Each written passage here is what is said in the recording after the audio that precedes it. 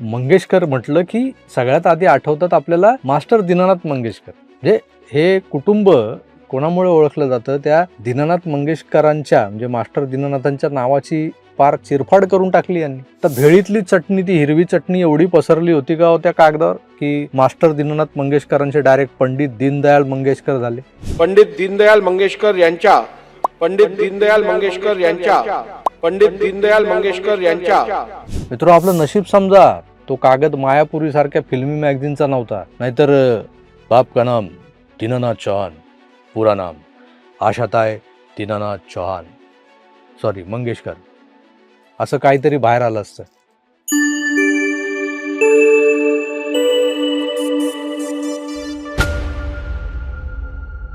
काल दिवसभरात ज्या घटना घडल्या ना, त्या बघून मला माझी लहानपणाची एक आठवण आठवली.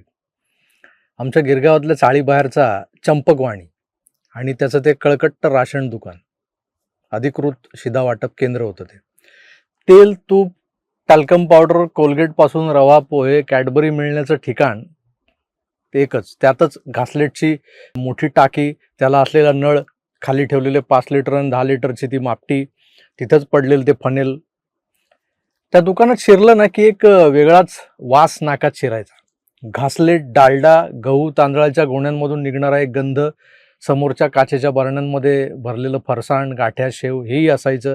त्यामुळे एक मिश्रित गंध, ज्या गंधाला आजीवन मी विसरणार नाही. बल्कि या वासाला तोडच नाहीये.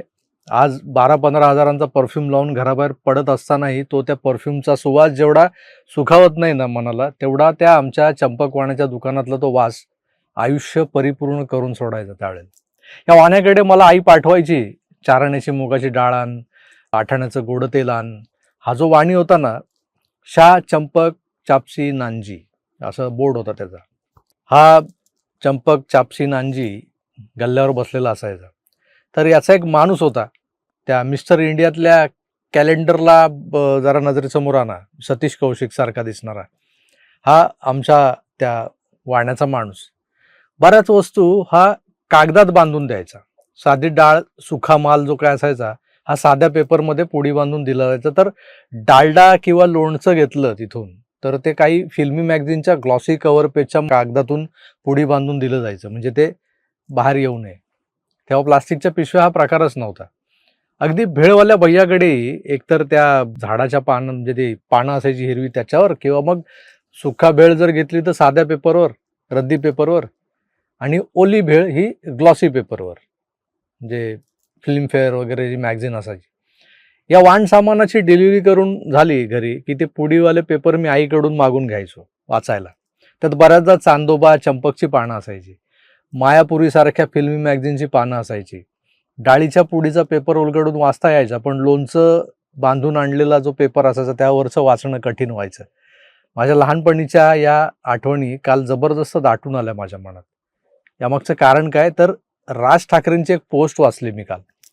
विधानसभा अध्यक्ष राहुल नार्वेकर यांनी सभागृहात मराठी भाषेचा पाडलेला मुडदा, आपलं मराठी भाषेत आशाताईंना वाचून वाहिलेल्या श्रद्धांजलीच्या लेखी भाषणाबाबतची ती पोस्ट होती. तर लिहून आणलेलं भाषणही ज्या माणसाला धड वाचता येत नाही त्याला काय म्हणायचं. नार्वेकर जे वाचत होते ना ते ऐकून मला शंका आली की यांनी कदाचित लंच ब्रेकला ओली भेळ मागवली असणार. त्या ओल्या भेळीचा बरबटलेला कागद ज्यावर श्रद्धांजलीचं भाषण आधी टाईप केलं होतं ते वाचताना या माणसाचं मराठी गंडलंय बहुधा. शा चंपक चापसी नांजी यांच्या राशनच्या दुकानातली आठवण जशी आजही माझ्या मनाला गुदगुल्या करून जाते, तसंच त्याच्या दुकानाचं जे शटर होतं ना, ते शटर कसं असायचं, लाकडी फळ्यांचं, म्हणजे फोल्डिंगच्या फळ्यांचा लाकडी दरवाजा असायचा. आणि तो जेव्हा उघडला जायचा 3 फोल्ड व्हायचे, त्याच्या एका बाजूला एक लटकावलेला चार्टही मला आठवायचा. या चार्टवर छोट्या छोट्या गोष्टी रॅपरमध्ये चिटकवलेल्या असायच्या. शिट्टी असायची, गॉगल असायचे प्लास्टिकचे, ते निळे, हिरवे निळे, आणि बरंच काही असायचं. अशा छोट्या मोठ्या खेळणी असायची लहान मुलांची. घड्याळ असायचं, प्लास्टिकचं घड्याळ, जे कधी चालायचं नाही, फक्त ते फिरवलं की, ती चावी फिरवली की काटे फिरायचे गरगरा. अशा छोट्या छोट्या गोष्टी. कधी एखादी टॉफी असायची, म्हणजे छोटं चॉकलेट असायचं, आणि त्या प्रत्येकाच्या पुढे एक नंबर असायचा.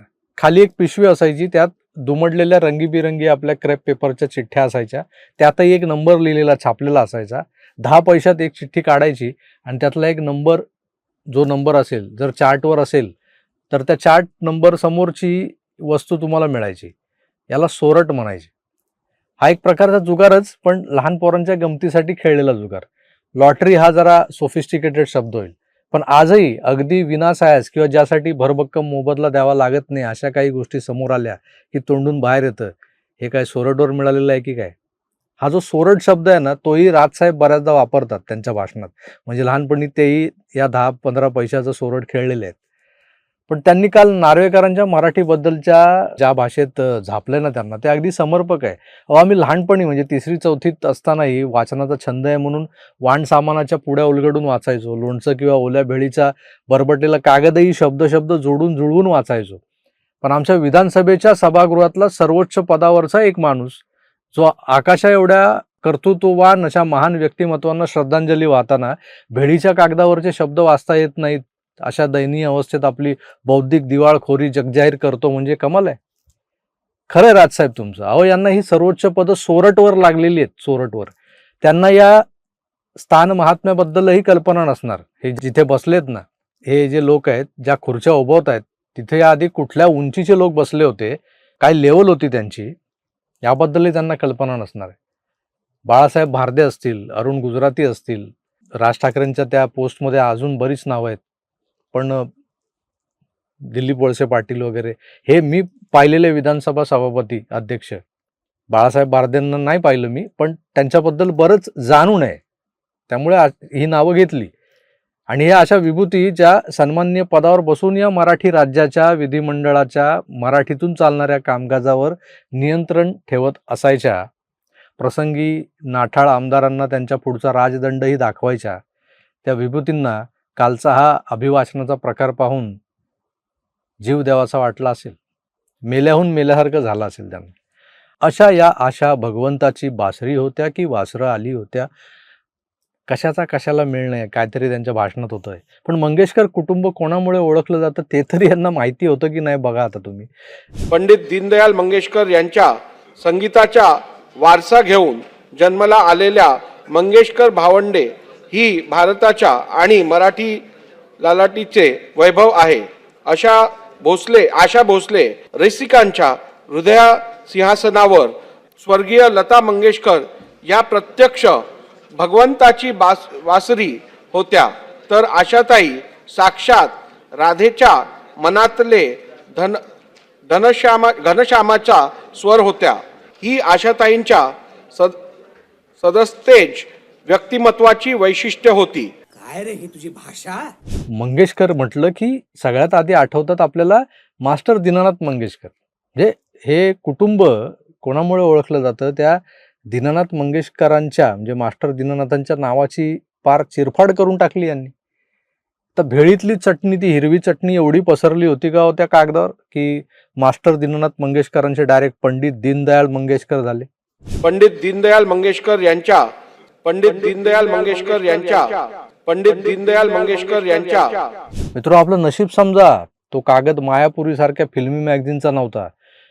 नाहीतर बाप का नाम दीनानाथ चौहान, पूरा नाम आशाताई दीनानाथ चौहान, सॉरी मंगेशकर, असं काहीतरी बाहेर आलं असतं. महाराष्ट्राच्या विधिमंडळात मराठीतून शपथ घ्यायला नकार देणाऱ्या आणि वंदे मातरम भारत माता की जय बोलणार नाही असं म्हणणाऱ्या अबू आझमीला आमच्या पुण्याच्या एका पैलवानानं बुकललं होतं मागे. राहुल नार्वेकर हे तर मराठीच आहेत. बहुधा त्यांचं गाव अलिबाग असल्यानं त्यांचा काल असा फियास्को झाला असावा. कारण मुंबईतले बरेच चवन्नीगम लोक त्यांना जेव्हा कोणी चिडवतं ना, तेव्हा ते बोलतात, मेरे को खुफिया समजा है क्या, हां, अलिबाग से नहीं आया मैं. नार्वेकर असं काही बोलून खुलासा करणार आहेत का उद्या परवा, की तरखडकरांचा फाडफाड मराठीचा क्लास लावणार आहेत, की यापुढे भेळीच्या कागदावरचं भाषण सभागृहात आणणार नाही वाचायला, अशी खूणगाठ बांधणार आहेत. पूछता है महाराष्ट्र, नार्वेकर जी जवाब दो.